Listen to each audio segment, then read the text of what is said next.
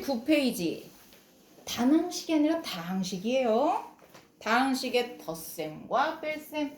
단항식하고 다항식. 항이 여러 개가 있으면 하나 이상이면은 다항식이죠. 단항식은 항이 무조건 딱 한 개밖에 없는 게 단항식이에요. 그래서 다항식하고 단항식의 개념 한 번 더 짚고 가고요. 오타가 난 김에. 그리고 개념 1번 보겠습니다. 다항식의 덧셈. 먼저 어떻게 해야 된대요? 괄호를 풀고 동류항끼리 모아서 덧셈 또는 뺄셈을 하는 거죠. 덧셈을 하는 거다. 여기는 덧셈이니까. 그리고 다항식의 뺄셈은 빼는 식의 각 항의 부호를 바꾸어 동그라미. 각 항의 부호를 바꾸어 더한다. 오? 개념만 봤을 때는 확 와닿지를 않을 수도 있어. 이미 와닿은 사람도 있겠지만. 이거 도대체 왜? 각 항의 부호를 어떻게 바꾸어 더하는 건가? 옆에다가 샵하고요. 분배 법칙이라고 해주세요. 샵 분배 법칙. 왜? 괄호 밖에 마이너스가 있죠요. 3x 플러스 2y 뭐 이런 식으로 있다고 쳐봐요. 그러면 괄호 밖에 있는 얘를 분배 법칙 하게 되면은 예를 들어 얘는 플러스하고 마이너스니까 어떻게 바뀌어요? 마이너스 3x로 바뀌죠. 이게 부호가 바뀐다라는 의미예요. 나쁘지 않다. 그지? 괜찮아요? 얘가 만약에 그러면은 여기 똑같이 플러스 말고 마이너스로 바꿔볼까?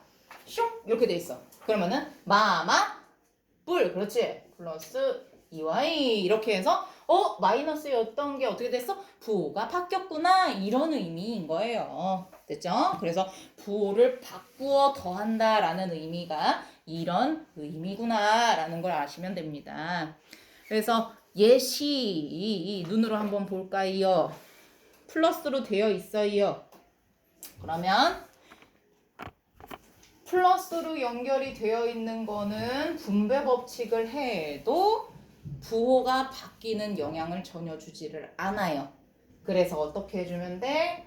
3x 플러스 4y 그냥 이렇게 괄호를 풀어주고 그 다음에 어떻게 하래? 동류항끼리 계산을 하라고 했지. x는 x끼리, y는 y끼리 계산인 거야. 그래서 이렇게 된다. 그러니까 한마디로 뭐야? 여기 내용을 보니까 우리가 중학교 1학년 1학기 때 했던 내용이 정확하게 기억이 나야지 계산 실수가 나지 않는구나 라는 느낌이 오지. 그래서 이거 먼저 하는 거야 나는. 나의 깊은 뜻을 이제 알겠니? 자, 또 해볼게요. 뺄셈.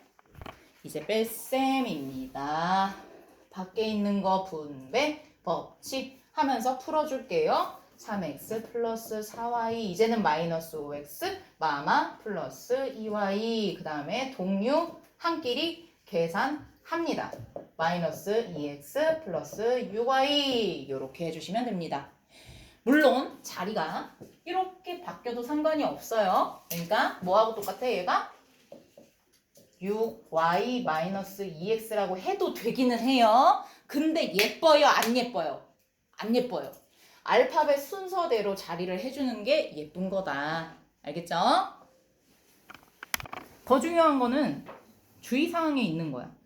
괄호를 풀다 보면은 친구들이 우리 학생들이 가장 많이 틀리는 게 분배 법칙을 할 때 괄호 안에 항이 2개, 3개가 있을 때 맨 앞에 거에만 부호를 바꾸고 그 뒤에 거는 자꾸 까먹어.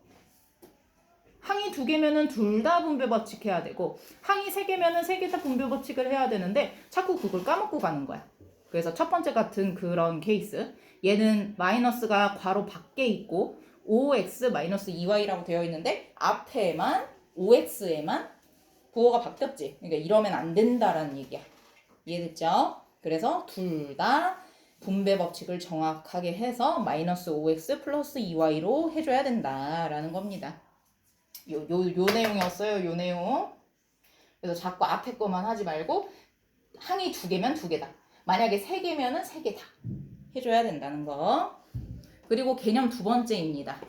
괄호는요. 이거 개념 두 번째 있는 거 여기다가 샵 초등학교 5학년 1학기 1단원이에요.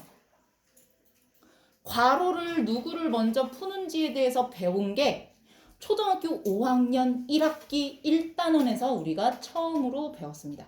그래서 소괄호 먼저 풀고 중괄호 풀고 대괄호 푸는 거구나. 그리고 덧셈이랑 곱셈이 같이 있으면은 곱셈 먼저 계산하는 거구나. 만약에 덧셈 뺄셈이 동시에 있다면 그냥 책 읽듯이 왼쪽에서부터 계산을 하는 거구나. 이런 거를 다 초등학교 5학년 때 처음으로 배웠다 이 말입니다. 요거 중요해요. 그럼 여기서 퀴즈. 괄호를 풀기 전에 거듭제곱의 모양을 하고 있는 것을 먼저 정리해야 된다. OX. 하나, 둘, 셋. 5가 정답입니다. 괄호가 소괄호든 중괄호든 대괄호든 그 거듭제곱의 모양을 하고 있어. 거듭제곱을 먼저 풀어주고 소괄호, 중괄호, 대괄호 순서대로 풀어주셔야 됩니다. 무조건 거듭제곱을 먼저 해결을 해놓고 괄호를 풀어나가기. 오케이? 좋아요. 그러면 1-1번 풀어볼게요. 오, 우리 반 다 맞았어. 나 이거 설명 안 해도 돼? 그럼 나와서 풀어볼래? 그래도 그래요. 넘어가요? 넘어가도 돼요? 진짜? 그래요. 우리 반 잘해요. 넘어갈게요. 이제 뒷장으로 넘어가 볼게요. 40페이지입니다. 잘했어. 아주 습득 속도가 빠르시네요. 이제 두 가지를 더 배워보도록 하겠습니다. 오늘 개념 세 번째, 개수가 분수인 분수 동그라미 분수인 당식의 덧셈과 뺄셈을 어떻게 해야 할까? 분수 동그라미 했잖아요. 근데 뒤에 덧셈 뺄셈이 있죠. 분수가 있으니까 뭘 해야 될 것 같아요? 통분, 샵하고 통분, 밑에도 통분으로 계산한다 라고 되어 있습니다. 그래서 개수가 분수인 다항식의 덧셈과 뺄셈은 분모의 최소 공배수로 통분을 해서 계산을 해라 라고 되어 있습니다. 그러면은 예시로 지금 얘가 있는데 2랑 3이랑 뭐로 통분해요? 6이죠. 그러면은 그냥 2분의 1이랑 3분의 1을 생각해봐요. 두 분수를 통분할 때 얘다가 3을 곱했잖아요. 근데 분자에도 똑같이 3을 곱하는 거 맞죠? 근데 얘가 한 덩어리라고 생각을 해야 되기 때문에 괄호를 쳐서 표현을 해주는 겁니다. 그리고 나서 괄호가 있고 곱하기 3이 있다는 거는 뭐야? 이 곱하기 3을 뭐를 한다는 얘기야? 분배 법칙을 한다는 얘기야. 자, 다시 한번. 두 개수가 분수인 다항식을 통분을 해야지 덧셈을 하거나 뺄셈을 할 수가 있잖아. 그래서 통분을 하려고 보니 2와 3의 최소 공배수는 6이라는 거야. 그래서 얘를 곱하기 1을 하고 여기도 곱하기 1을 해야 되는데 얘를 한 덩어리로 표현을 해줘야 된다는 얘기야. 됐죠? 그래서 분배 법칙 이렇게 해주는 거야. 그래서 책에서는 어떻게 했어? 선생님도 시험 때는 이렇게 잘 쓰거든? 6으로 통분했어 하고 분자의 이 길이를 좀 길게 두는 거야. 왜냐면 한 번에 표현을 해놓고 동류한끼리 계산을 하면은 조금 더 빠르니까. 그래서 3a 플러스 3b 여기 플러스 있으니까 영향 안 주죠. 플러스 2a 마이너스 2b 그 다음에 동류한끼리 정리합니다. 6분의 5a 플러스 b 이렇게요. 됐죠? 그리고 요거 관련돼서 연습은 조금 이따가 더 해볼게요.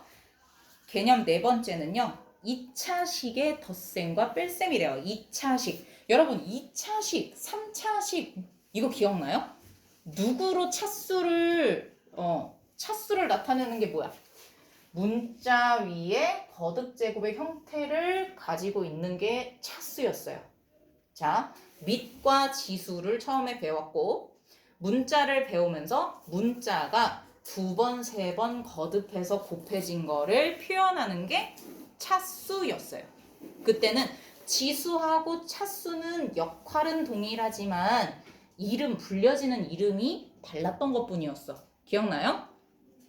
그래서 2차 식이다 라고 하면 문자가 거듭 제곱의 형태를 하고 있는데 그 숫자가 2가 있는지 없는지를 보면 되는 거예요. 만약에 여기가 2가 아니라 3이 있어. 그러면 그거는 몇 차식이야? 3차식이 돼버리는 거야. 됐죠? 자, 그럼 해볼게요. 여기에 마이너스가 있네요. 마이너스 1을 곱했다라는 의미죠. 그래서 분배 법칙을 다 각각의 항마다 해줘야 된다. 그래서 전개한다. 2x제곱 플러스 x 마이너스 3 마이너스 3x제곱 마마 뿔 5x 마이너스 1. 그 다음에 동류항끼리 계산을 한다.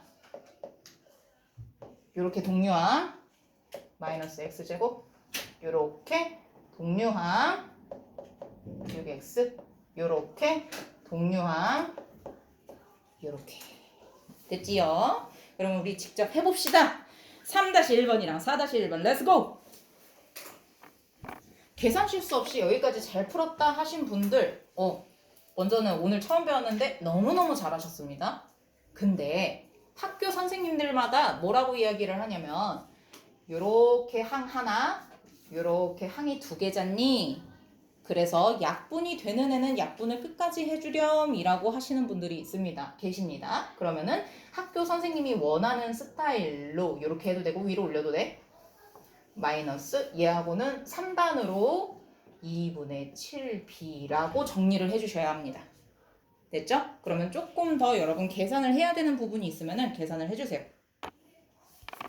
여기까지는 하면 될 것 같아요. 43쪽으로 와서 이번에는요. 단항식과 다항식의 계산입니다.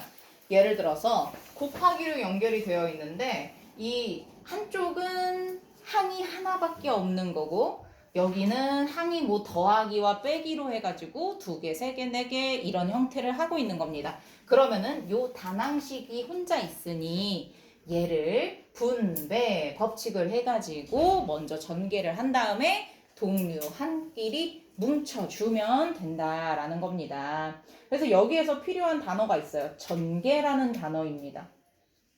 전개는요. 단항식과 다항식의 곱셈을 하나의 다항식으로 나타내는 것, 하나의 다항식으로 나타내는 것, 밑줄 하나의 다항식으로 따로따로 있는 것을 분배 법칙을 해서 전개한다라는 겁니다. 그래서 전개식은 전개하여 얻은 다항식을 이야기하는 거고 그래서 세 번째 단항식과 다항식의 곱셈은 분배 법칙 동그라미 얘를 이용해서 하나의 식으로 전개하는 거다라는 겁니다. 자, 그러면요 여러분 바로 해보겠습니다. 1-1번 세 문제 풀어주세요. 자, 3번만 하면은 이제 끝날 것 같아요. 자, 전개를 하는 건데 앞쪽에 이렇게 단항식이 써 있으면은 괄호를 사이에 두고 여기에 누가 생략이 된 거야? 곱셈 기호의 생략 기억나시나요? 중학교 1학년 1학기 때 곱셈 기호의 생략이라는 거를 배웠습니다. 그래서 투시를 해야 돼. 곱셈이 있구나.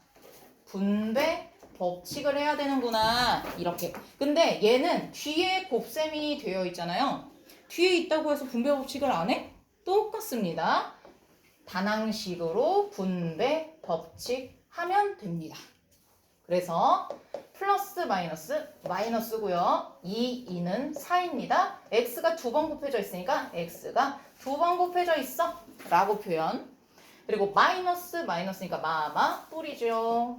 1 곱하기 2는 2지요. x랑 y랑 곱했는데 yx라고 쓰는 것보다 뭐가 이뻐요? xy 알파벳 순서대로 배열을 해주는 게 예쁜 거. 그래서 x, y 이렇게 써주시고요.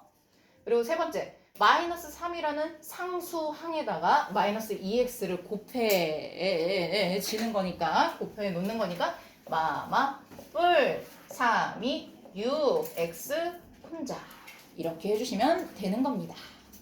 괜찮죠? 좀 빨랐어요. 근데 재밌었죠? 그래서 여기까지 오늘은 하고 내일까지 하면은 2단원이 끝날 것 같아요. 고생했어요.